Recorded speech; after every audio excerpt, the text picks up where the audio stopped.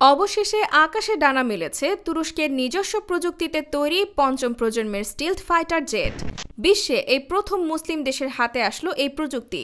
Turkish aerospace ইন্ডাস্ট্রিজের তৈরি পঞ্চম প্রজন্মের স্টিলথ এই এয়ার ফাইটারের নাম রাখা হয়েছে কান, তুর্কি ভাষায়, যার অর্থ রাজাদের রাজা। নাম যেমন রাজা, এটি আসলেই কিন্তু রাজা, যার রাজত্ব চলে আকাশে। সেই যুদ্ধবিমান রাডারকে ফাঁকি দিয়ে তার লক্ষ্য অর্জন করতে পারে। তার রাজত্বে কেউ বাধা হয়ে দাঁড়াতে পারে না। এই একটি মাত্র যুদ্ধবিমান যে মুহূর্ত থেকে আকাশে উড়েছে, ঠিক সেই মুহূর্তে বিশ্বে আধুনিক প্রযুক্তির ফাইটার জেট তৈরিতে সুপার পাওয়ারগুলোর সঙ্গে একই কাতারে জায়গা করে নিয়েছে তুরস্ক। 2015 সাল থেকে নিরলস গবেষণা ও গবেষণার মাধ্যমে প্রাপ্ত তথ্যকে কাজে লাগিয়ে দীর্ঘ 8 বছরের মাথায় যে সাফল্য তুরস্কের হাতে ধরা দিল, তার পুরো কৃতিত্ব বলতে গেলে একমাত্র রিসেপ তাইপ এরদোয়ানের। আকাশ প্রতিরক্ষায় স্বয়ংসম্পূর্ণ বিশ্বগুলোর সঙ্গে পাল্লা দিতে মুসলিম দেশ তুরস্কের এই যে মহাকর্মযজ্ঞ, এর পেছনের মূল ব্যক্তিটি হলেন তুর্কি প্রেসিডেন্ট। কোন ঘটনার প্রেক্ষিতে তুরস্কের হাতে ধরা দিল এমন সাফল্য? সম্প্রতি দেশটির রাজধানী আঙ্কারায় মুরটেট এয়ারফিল্ড থেকে অত্যাধুনিক এই যুদ্ধবিমানটি উড্ডয়ন করা হয়। পরে 13 মিনিটের ফ্লাইট শেষে স্টিলথ ফাইটারটি সফলভাবে অবতরণ করে। ফাইটার জেটের স্টিলথ কনসেপ্ট হলো এমন কিছু আধুনিক প্রযুক্তির সমন্বয় যা একটি ফাইটার জেটকে রাডার ফাঁকি দিতে সাহায্য করে। বলা হয়ে থাকে, F-22 এর মতো মার্কিন স্টিলথ ফাইটার জেটগুলোর রাডার সিগনেচার এতই কম হয়ে থাকে যে দৃষ্টিসীমায় আসার আগেই জেটটির রাডারে একটি পাখি হিসেবে ভ্রম তৈরি করতে পারে। এই ন্যাশনাল ফাইটার তৈরির পরিকল্পনা তুর্কির আগে থেকেই ছিল। তবে রাশিয়া থেকে আকাশ প্রতিরক্ষা ব্যবস্থা S-400 কেনার অজুহাতে ন্যাটোর F-35 ফাইটার কনসোর্টিয়াম থেকে বাদ পড়ে তুরস্ক। যদিও F-35 স্টিলথ ফাইটারের এয়ারফ্রেমের মধ্যভাগ বা ফিউজেলাজ তৈরি হতো তুরস্কেই।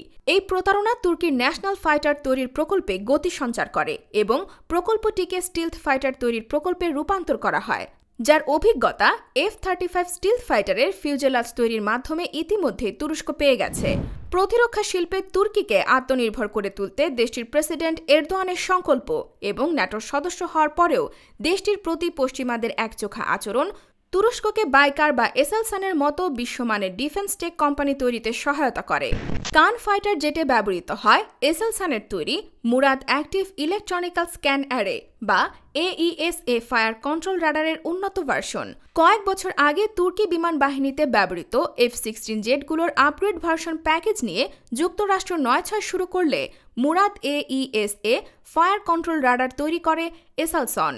বর্তমানে তুর্কি কোম্পানি TEI সুপার ক্রুজ সক্ষম জেট ইঞ্জিন উৎপাদনে কাজ করছে, যা কান ফাইটার জেটে ব্যবহৃত হবে। তবে এই ইঞ্জিন পূর্ণরূপে তৈরি হতে 7 থেকে 8 বছর লেগে যেতে পারে। এই সময়টাতে মার্কিন কোম্পানি জেনারেল ইলেকট্রনিক্সের F110 সিরিজের ইঞ্জিন ব্যবহার করা হবে বলে একাধিক তুর্কি সংবাদ মাধ্যম জানিয়েছে। TEI এর সঙ্গে এই ইঞ্জিনটিও তুরস্কে উৎপাদনের লক্ষ্যে আলোচনা চলছে। সুপার ক্রুজ জেট ইঞ্জিনের এমন একটি সক্ষমতা যা অতিরিক্ত জ্বালানি পোড়ানোর আফটার বার্ন প্রযুক্তির সহায়তা ছাড়াই সুপারসনিক বা শব্দের চেয়ে দ্রুত গতিতে ছুটে চলতে ফাইটার জেটকে সাহায্য করে। তুর্কি কোম্পানি তুসাস ইঞ্জিন ইন্ডাস্ট্রিজ TITF-1000 নামে টার্বোফ্যান ইঞ্জিন তৈরি করেছে, যা কান ফাইটারকে F-22 বা F-35 এর মতো সুপার ক্রুজ সক্ষমতা এনে দেয়। এসব কর্মকাণ্ডের কারণেই বিশ্লেষকরা বলছেন, বিশ্বের বুকে তুরস্ককে একটি শক্তিশালী দেশ হিসেবে প্রতিষ্ঠিত করা না পর্যন্ত থামছেন না তুর্কি প্রেসিডেন্ট রিসেপ তাইপ এরদোয়ান।